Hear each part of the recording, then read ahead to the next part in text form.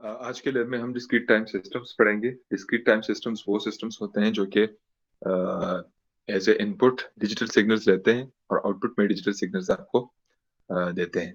ठीक है, ऐसे सिस्टम्स जिसको हम इनपुट में भी डिजिटल सिग्नल्स देते हैं और आउटपुट में भी डिजिटल सिग्नल्स देते हैं, ऐसे सिस्टम्स को डिस्क्रीट टाइम सिस्टम्स कहते हैं।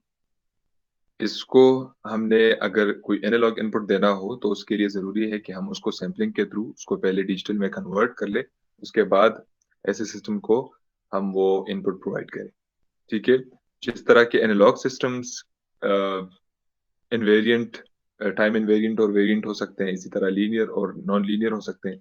बिल्कुल उसी तरह हमारे पास जो डिस्क्रीट टाइम सिस्टम्स होते हैं वो भी टाइम इनवेरिएंट सिस्टम्स हो सकते हैं।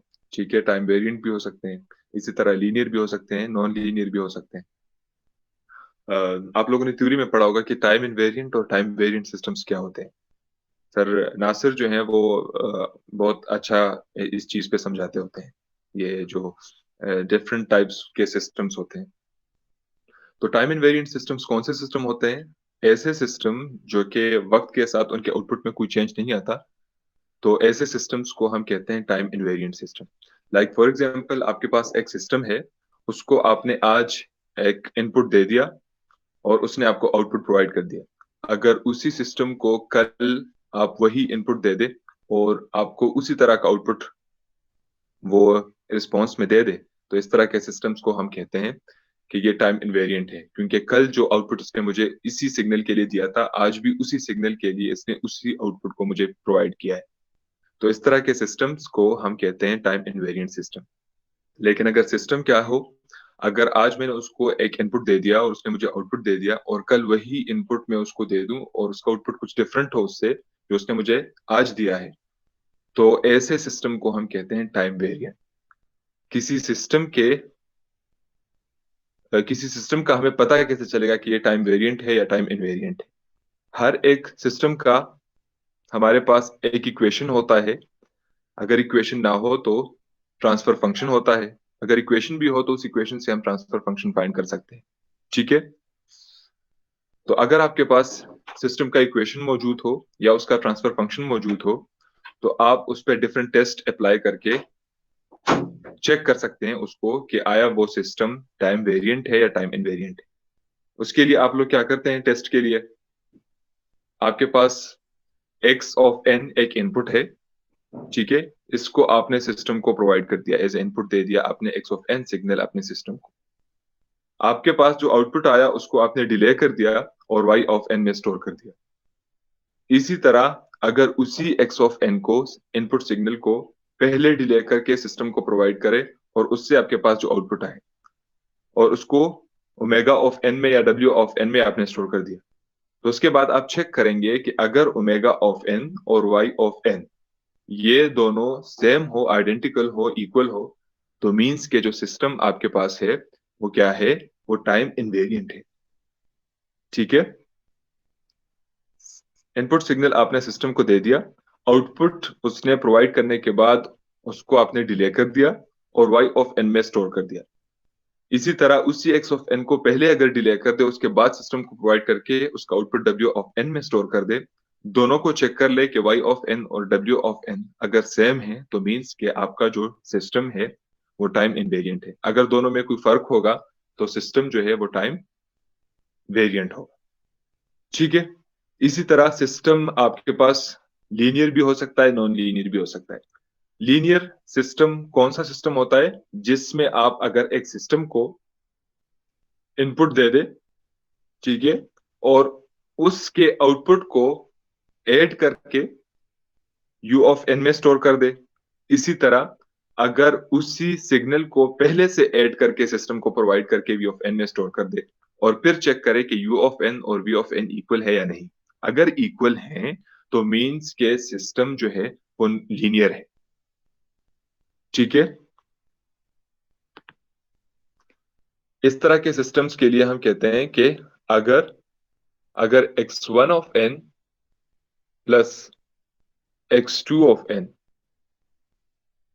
अगर इससे आपके पास जो आउटपुट आ जाता है y1 of n plus y2 of n, अगर इस तरह का सिस्टम हो कि अगर आप x1 ऑफ n उस सिस्टम को सिंगल इनपुट दे दे और वो आपको y1 ऑफ n दे दे, इसी तरह अगर आप उसको x2 of n as a input दे दे और आउटपुट में आपके पास y2 ऑफ n आ जाए, और फिर उन्हीं दो सिंगल सिग्नल्स को आपस में ऐड करके उसी सिस्टम को दे दे, आउटपुट में आपके पास इन दोनों का सम आ जाए, तो इस तरह के सिस्टम्स को हम कहते हैं लीनियर सिस्टम्स। जो सिंगल इनपुट्स थे उनको हमने ऐड कर दिया और उसी सिस्टम को प्रोवाइड कर दिया एज ए इनपुट, और उससे आपके पास जो आउटपुट आया, अगर वो उन दो सिंगल आउटपुट का समेशन हो, तो उस केस में हम कहते हैं कि ये जो सिस्टम है ये लीनियर है। अगर इस तरह नहीं होगा तो सिस्टम नो लीनियर होगा। ठीक है। इसके अलावा सिस्टम स्टेबल भी हो सकता है, अनस्टेबल भी हो सकता है। अगर आप उसको एक बाउंडेड इनपुट दे दे और आपको अनबाउंडेड आउटपुट आ जाए, तो उसको हम कहते हैं कि ये सिस्टम अनस्टेबल है। ठीक है। और अगर आपके पास उसका बाउंडेड इनपुट के लिए बाउंडेड आउटपुट आता है, तो मीन्स कि सिस्टम स्टेबल है। ठीक है। मूविंग एवरेज फिल्टर क्या होता है? किसी को कुछ पता है मूविंग एवरेज फिल्टर के बारे में? No sir.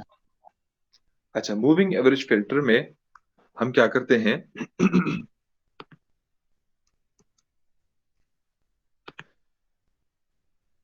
Moving average filter में ये होता है कि हम पहले से डिसाइड कर लेते हैं कि हमने कितने पॉइंट्स का मूविंग एवरेज फिल्टर कंसिडर करना है। ठीक है। फॉर एग्जांपल, अगर आपने 3 points moving average filter consider कर दिया है, तो उस केस में आपके पास होता ये है कि 3 पॉइंट्स लिए जाते हैं आपके सिग्नल से, उनका मीन फाइंड होता है, और जिस टाइम इंस्टेंट को हमने सेलेक्ट किया होता है उस पे उसके मीन को उस टाइम इंस्टेंट पे आउटपुट में उस मीन को हम स्टोर कर देते हैं। किस तरह? फॉर एग्जाम्पल, हमारे पास ये एक सिग्नल है। फॉर एग्जाम्पल, ये 0 3 2 1, 0 1 2 3 0, और ये हमारे पास इस सिग्नल का ओरिजिन। अब 3 पॉइंट मूविंग एवरेज फिल्टर में क्या होता है? ये वाला टाइम इंस्टेंट हमने कंसिडर कर लिया कि हम करंटली इस टाइम इंस्टेंट पे है, इसके लिए इस टाइम इंस्टेंट पे हम इस सिग्नल का आउटपुट फाइंड कर रहे हैं। तो किस तरह फाइंड होगा? इस पॉइंट के एडजेसेंट जो बाकी 2 पॉइंट्स है, उनको इस पॉइंट के साथ ले लेते हैं, तीनों को आपस में सम कर देते हैं और 3 पे उसको डिवाइड कर देते हैं। यानी कि इन 3 पॉइंट्स का मीन फाइंड करते हैं या एवरेज फाइंड करते हैं। तो 0 + 3 + 2 से आता है 5, और 5 को अगर 3 पे डिवाइड कर ले, तो उससे जो चीज आता है वो हम यहाँ पे आउटपुट सिग्नल में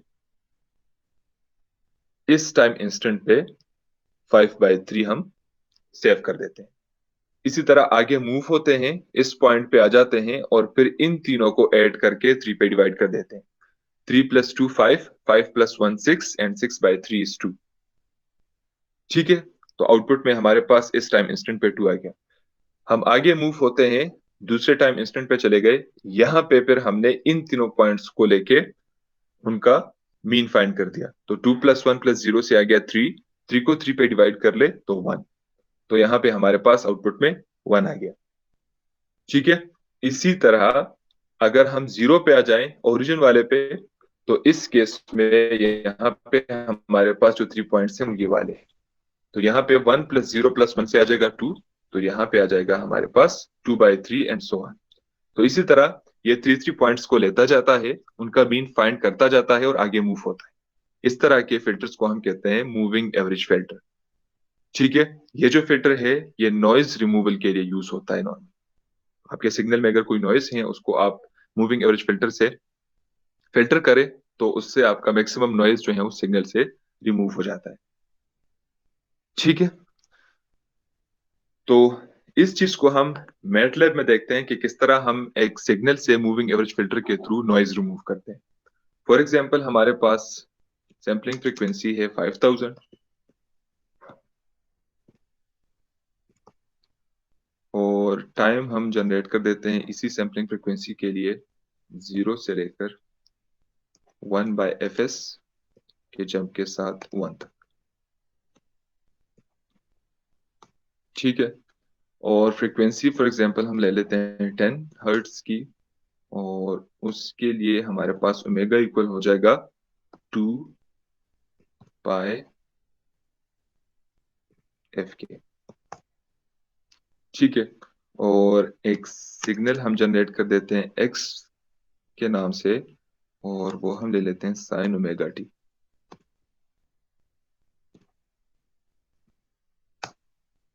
ठीक है, हमने सिग्नल जनरेट कर दिया। अब इसी सिग्नल को हम कर देते हैं प्लॉट।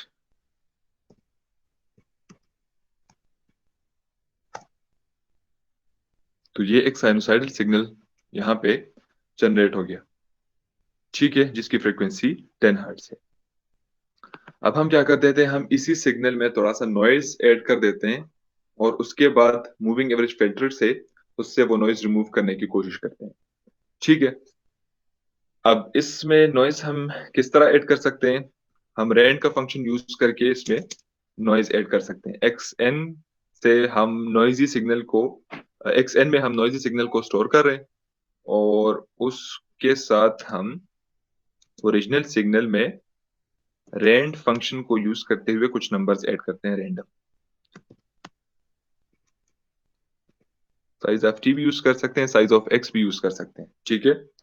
हम जितना हमारे पास सिग्नल है, जितने साइज का, उसी साइज के हम रैंडम नंबर जनरेट करके अपने ओरिजिनल सिग्नल में ऐड कर रहे हैं, ताकि उसमें थोड़ा सा नॉइज ऐड हो जाए। ठीक है। तो एक्स एन हमारा एक नॉइजी सिग्नल जनरेट हो गया। इसको हम प्लॉट कर देते हैं, देखते हैं कि किस तरह का नॉइज इसमें ऐड हो गया।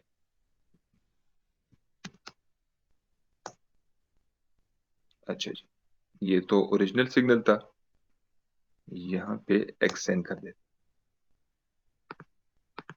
ये देखिए, सिग्नल जो है उसमें नॉइज हमने ऐड कर दिया, उसका स्ट्रक्चर जो है वो इस तरह का हो गया है। अब हम क्या करते हैं, हम इसी सिग्नल से इस नॉइज को मूविंग एवरेज फिल्टर के थ्रू रिमूव करते हैं। मूविंग एवरेज फिल्टर के लिए हम क्या करते हैं, अगर आप ये लोग यहाँ पे देख ले, तो हर एक नंबर को अगर वन, अगर हम यहाँ पे लिख ले 3 + 2 + 1 / 3, इसका मतलब क्या है कि हम 3 को भी 3 पे डिवाइड कर रहे हैं, हम 2 को भी 3 पे डिवाइड कर रहे हैं, हम 1 को भी 3 पे डिवाइड कर रहे हैं। या हम यूं कह सकते हैं कि हम 3 को भी 3 को भी मल्टीप्लाई कर रहे हैं 1/3 के साथ, 2 को भी मल्टीप्लाई कर रहे हैं 1/3 के साथ, और 1 को भी मल्टीप्लाई कर रहे हैं 1/3 के साथ। मीन्स के इस तरह के फिल्टर्स का जो ट्रांसफर फंक्शन बनता है, वो बनता है 1/3 1/3 1/3, अगर 3 पॉइंट मूविंग एवरेज फिल्टर हो उस केस में। ठीक है। तो यहां भी हम इसी चीज को इम्प्लीमेंट करते हैं। अगर हम 3 point moving average filter consider करते हैं, तो उसके लिए m की वैल्यू हमने ले ली 3। ठीक है। उसके बाद जो हम इसके लिए फिल्टर डिफाइन करते हैं, वो कुछ इस तरह के, हम ले लेंगे 1/3 और उसको मल्टीप्लाई कर लेंगे किसके साथ, once of 1, m। Size 1, m का हम वंस का वेक्टर जनरेट कर रहे हैं, और उसको 3 पे डिवाइड करके b में स्टोर कर रहे हैं। तो इससे क्या हो जाएगा, इससे हमारे पास 1/3 1/3 1/3 का एक वेक्टर जनरेट हो गया। ठीक है। अब फिल्टर तो हमने डिफाइन कर दिया है, 1/3 1/3 1/3 हमारे पास एक वेक्टर है फिल्टर का, उसको हमने डिफाइन कर दिया है। अब इस फिल्टर को हम अपने सिग्नल पे अप्लाई कैसे करते हैं, उसके लिए हम मैटलैब के अंदर फिल्टर का फंक्शन यूज कर सकते हैं। ठीक है। आप मैन्युअली भी उसके लिए कोड करके इस लॉजिक को इम्प्लीमेंट कर सकते हैं, जो यहाँ पे हमने किया कि पहले 3 पॉइंट्स ले लिए, उनको ऐड करके 3 पे डिवाइड कर लिया, फिर आगे मूव हो गए, फिर 3 पॉइंट्स ले लिए, उनको ऐड करके 3 पे डिवाइड कर लिया, और आउटपुट हमारे पास स्टोर कर दिया। तो इस चीज को आप मैन्युअली भी कर सकते हैं, लेकिन अगर मैन्युअली ना करना चाहें, तो हमारे पास ऑलरेडी फिल्टर का जो फंक्शन है मैटलैब के अंदर वो मौजूद है, उसको यूज करते हुए हम अपने सिग्नल के ऊपर ये जो फिल्टर है ये अप्लाई कर सकते हैं। ठीक है, तो हम y में आउटपुट सिग्नल स्टोर करते हैं और फिल्टर का फंक्शन यूज कर लेते हैं। अब फिल्टर का जो फंक्शन है इसके लिए मिनिमम 3 आर्गुमेंट्स की जरूरत है। ठीक है, एक b, दूसरा a और तीसरा x। b को हम कहते हैं न्यूमिनेटर, a को डिनोमिनेटर, और x में हमारे पास वो सिग्नल चला जाता है, नॉइजी सिग्नल, जिस पे हम फिल्टर को अप्लाई करना चाह रहे हैं। ठीक है, तो b में हमारे पास करंटली हमारा फिल्टर मौजूद है, डिनोमिनेटर में हमारे पास कुछ नहीं है तो उसमें हम 1 ले लेते हैं, और इनपुट सिग्नल जिस पे हम इस फिल्टर को अप्लाई कर रहे हैं वो है xn। ठीक है, कमांड चल गया है, हम कर देते हैं y को प्लॉट। तो यहाँ पे अगर हम देख ले तो काफी हद तक जो है वो नॉइज उससे रिमूव हो गया। अब मजीद नॉइज रिमूव करने के लिए हम क्या कर सकते हैं, अगर हम m की वैल्यू को बढ़ा दें, इसको अगर मैं 30 कर लूं और दोबारा ये चीज कर दें,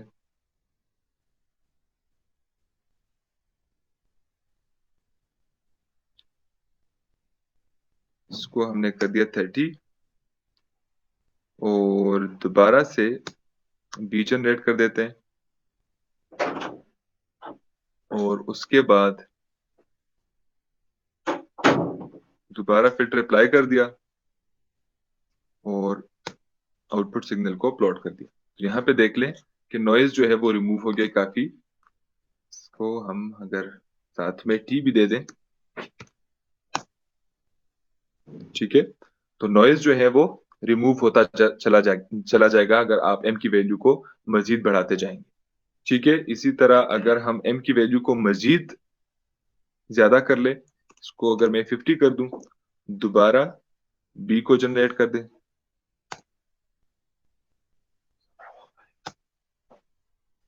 और उसके बाद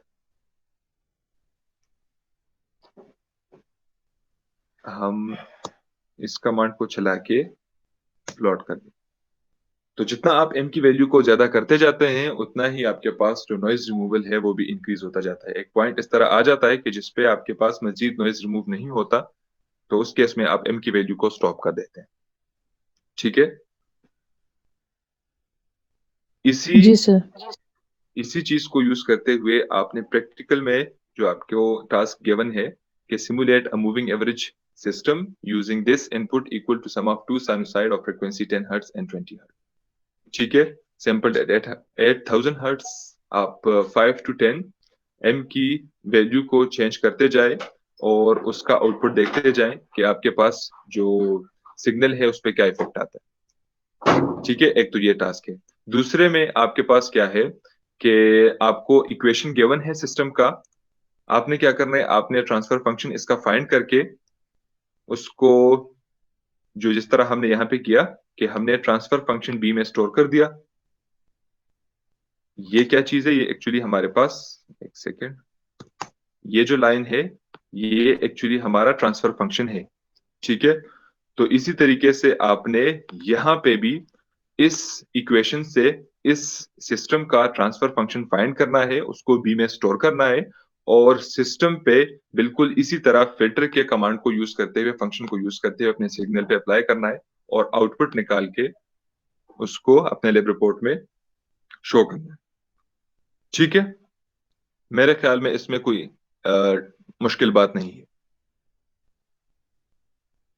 जी सर। ठीक है, और बाकी नीचे फिर कुछ क्वेश्चंस गिवन है, उसको आपने आंसर करना है।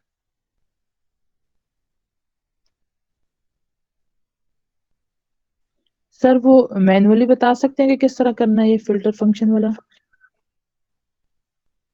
आपने करना यूं है, ये जो दूसरा टास्क है उसके बारे में पूछ रहे हैं ना, दूसरा प्रैक्टिकल जो है, जी सर। जिस तरह हमारे पास यहाँ पे ट्रांसफर फंक्शन आया 1/3 1/3 1/3, ठीक है, उसमें भी आपके पास एक ट्रांसफर फंक्शन आ जाएगा, उसको आप बी में इस तरह से स्टोर कर देंगे। ठीक है, फॉर एग्जाम्पल उसमें आपके पास आया 1/2, फिर आपके पास आया 3/4, उसके बाद आया उसके बाद आया फॉर एग्जाम्पल 0.567 या इस तरह जो भी, ठीक है।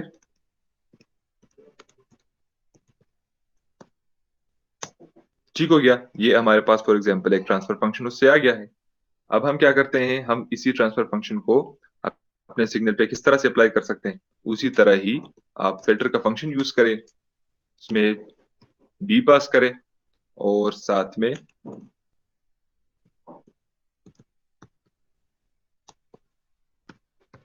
अगर डिनोमिनेटर कोई नहीं है तो 1 पास करे और साथ में आपका जो जो भी सिग्नल है उसको पास करे, ठीक है। जी सर। और फिर उसको प्लॉट कर,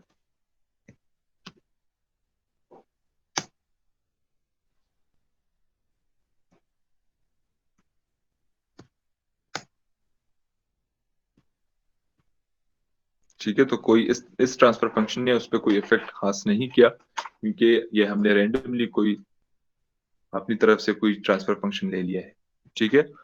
तो जी आपको पता चल जाएगा, अगर आप इसका ट्रांसफर फंक्शन फाइंड करके उसको इम्प्लीमेंट करेंगे तो पता चल जाएगा कि इस ट्रांसफर फंक्शन का काम क्या है, इस सिस्टम का काम क्या है। सिग्नल जब आप इसको एज इनपुट देते हैं तो आउटपुट में ये क्या करता है, ठीक है। जी सर।